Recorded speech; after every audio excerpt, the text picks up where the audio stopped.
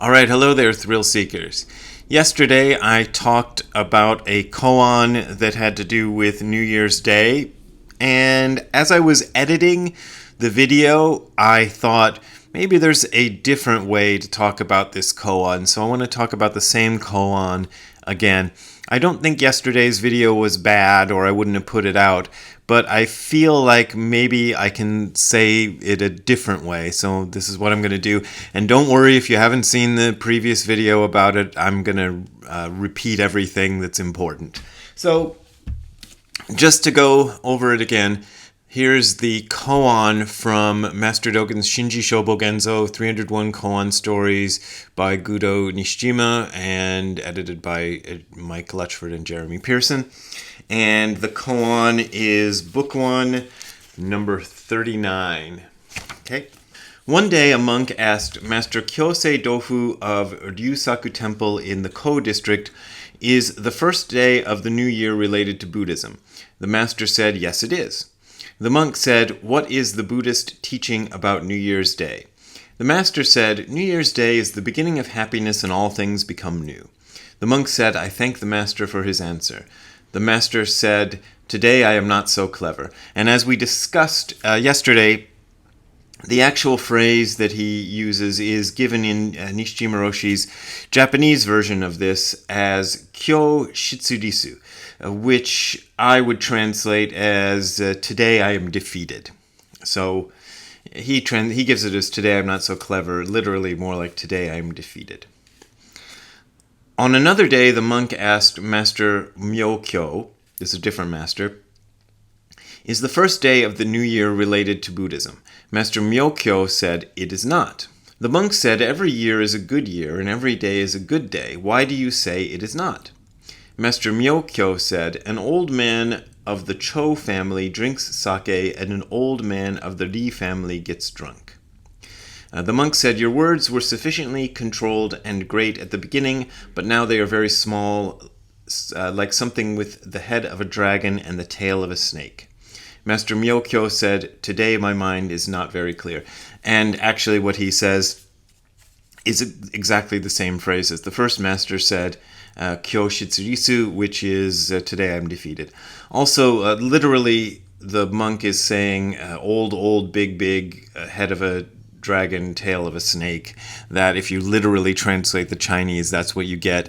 But he's basically saying you're old and venerable and big, but you're talking like you have the head of a dragon and tail of a snake, which is like saying, well, I'll give you another English idiom, but it's basically saying you're kind of full of hot air. So, what I did yesterday, and so much I do for you people out there, you should thank me. Anyway, yesterday I thought up a version, my own version of the same koan. Somebody had asked me recently if anybody is making up modern koans, and wouldn't it be better to not have to wade through all these, years of changes in language and culture and everything. I have seen some modern koans, and most of them I thought weren't very impressive. So yeah, there are people making up modern koans, but if you ask me, I haven't seen any that are too impressive. And I'm talking about koans of this type, like short story koans. Joshu Sasaki Roshi and some other people would make up koans in the Rinzai sense, where they're a question that you ask a student, and Sasaki Roshi would just make up his own on the spot, apparently, or I think he had a stock of them that he would use, but so he was making up his own, but they were different. They weren't short story koans. They were more like, how do you manifest reality while driving a car, or something like that. Anyway, that being said, here is my updated version of an old koan. So I'm not making up a new koan. This is the same koan, but I'm trying to make it more contemporary. Here we go. A monk asked Zen Master Mo, "Is there any special Buddhist meaning to New Year's Day?" Master Mo said, "Yes." The monk said, "What is it?" Master Mo said, "The new year is a time to make a fresh start." The monk said, "Thank you, Master Mo, for your wise teachings." Master Mo said, "I give up." A monk asked Zen Master Shemp, Is there any special meaning to New Year's Day? Master Shemp said, no. The monk said, but shouldn't we always be in the moment no matter what day it is? Why is New Year's Day different?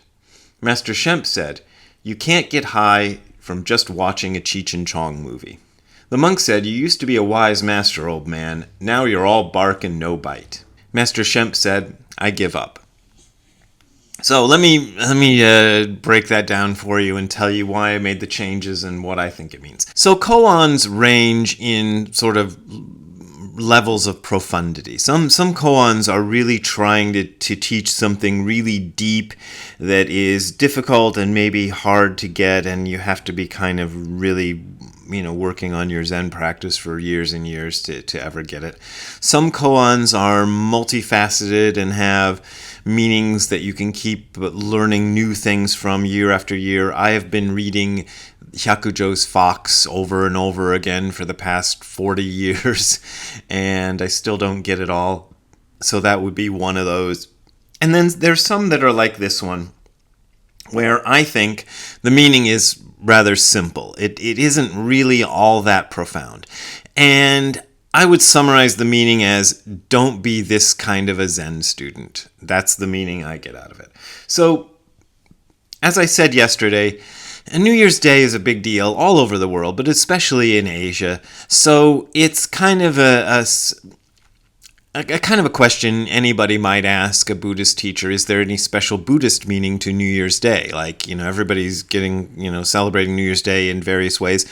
And in Asia, New Year's Day is a very solemn sort of thoughtful holiday, much the way Christmas is in the West. You gather with your family and your friends, and you think about profound things, and you have discussions and whatever. It's not a wild party holiday the way it is in the West. So that's the reason this question comes up. Is there any Buddhist meaning to this, holiday? It would be kind of like asking if there's a Buddhist meaning to Christmas if Christmas wasn't already a Christian holiday. And I don't know if that makes sense, but, something like that. So he's asking, is there a special Buddhist meaning to New Year's Day? Master Mo says, yes. The monk says, what is it? And Master Mo says, the New Year is a time to make a fresh start. So he's just saying a kind of common thing, which is what happens in the original koan. He's just saying a very common sort of, almost a platitude, almost a kind of Hallmark gift card sort of version of New Year's Day. New Year's Day is a time to make a fresh start. And what he means by that is the special Buddhist meaning, in quotes, is just to do the ordinary thing, to just celebrate New Year's Day the way everybody else does, to think of it as a time to make a fresh start. And the monk said, thank you, Master Mo, for your wise teaching. So the monk, in this case, is overly impressed. He's thinking he's getting some profound teaching out of this thing, when the teacher is just trying to point out that the Buddhist meaning of New Year's is just to do the ordinary thing. And the Master Mo says, I give up. Because he's just like, I'm not getting through. The other one is, a monk asked Zen Master Shemp, is there any special Buddhist meaning to New Year's Day? Master Shemp said no.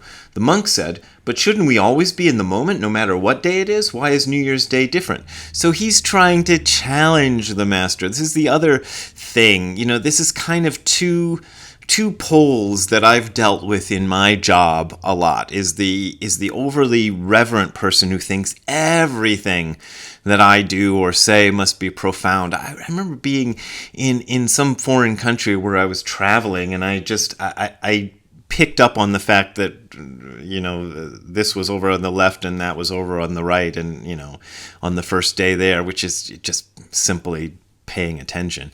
And the person who was guiding me was way too impressed. Like, oh, you're so mindful. You noticed that the train station is to the left and the parking lot is to the right, or something like that. And that was the occasion when I felt like, oh, I give up. So that's one type. The other type is another type I've dealt with who wants to challenge you on everything. Like, oh, I want to show that I'm so much more profound. I mean, sometimes it comes across as somebody who's sincerely interested in learning and kind of questioning the teacher and going deeper into it. I remember dealing with one guy in particular where our relationship started off where I thought that's what was going on, but he kept hanging around longer and longer, and I could see that, oh my God, this guy's got some kind of daddy issues, and he wants to topple daddy, and I'm daddy in his mind, and it's annoying. So this is the monk saying, shouldn't we always be in the moment? Like, look, I'm more clever than you. I know what we're supposed to do. And Master Shemp says in reply, you can't get high from just watching a Cheech and Chong movie. And I'm trying to find an idiom that works for, Mr. Cho drinks sake and Mr. Lee gets drunk. It's like saying you're trying to understand this teaching by just memorizing everything and learning all about it, but not really experiencing it. So my idiom there, since I always used to like the Cheech and Chong movies, is you can't get high from just watching a Cheech and Chong movie. So that's what he's saying.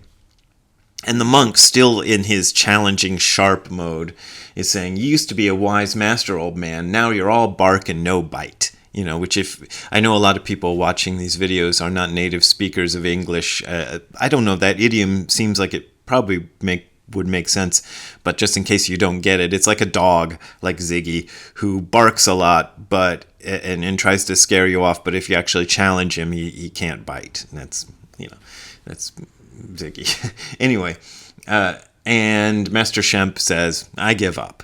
Meaning he's not going to engage this guy in a battle of, the minds and try to impress him. He's just like, you go ahead and you go wherever you want to go. And just, get out of my face with all this stupidity. Which is another thing I've had to do with people that I've interacted with, just kind of, I usually don't say something as obvious as I give up, but I'll change the subject and say, hey, did you see that movie about Godzilla, the new Godzilla movie? It's pretty good. So that's it. And I think that's all the koan is really trying to say. It's not one of the deeper, more profound, mystical ones. It's just trying to say, here's two ways that you might interact with your teacher. Don't go to either of those extremes. Try to find a middle way. And I think that's really the Zen way to interact with a teacher, is to not just blindly accept everything that your teacher says and just go, oh, master, you're so wise.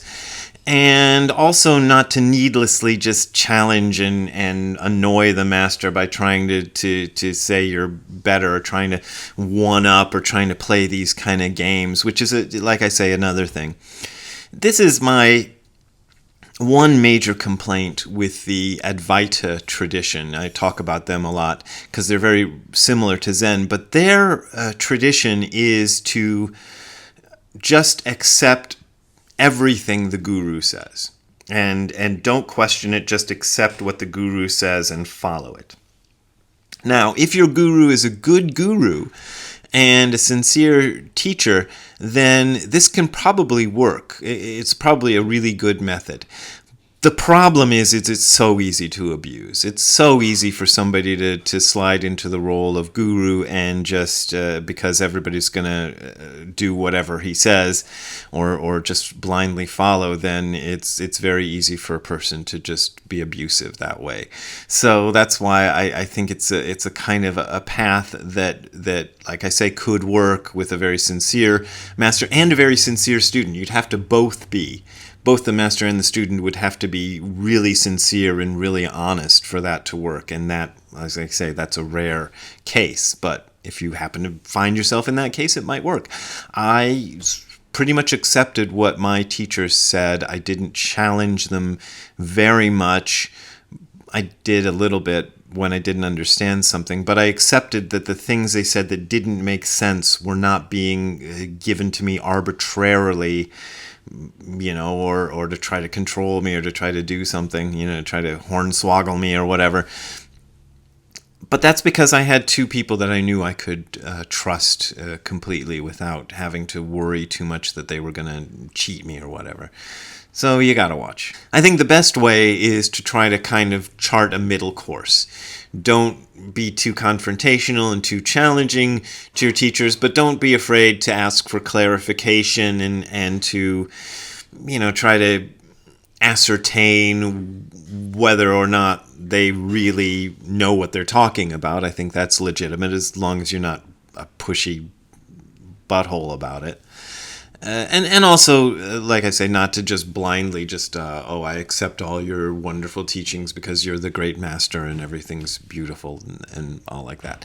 So that's it. That's what I think the koan means, and I hope that clarified things a little bit if you're wondering. And I just don't think this particular koan, you might be able to dig in and find other layers. You can find deep layers of meaning in just about anything, really. You look at anything close enough, you might find deep layers of meaning. But I don't really think that this koan, this particular one, is like a big mind blower, cosmic revelation coming out. It's just don't be like that.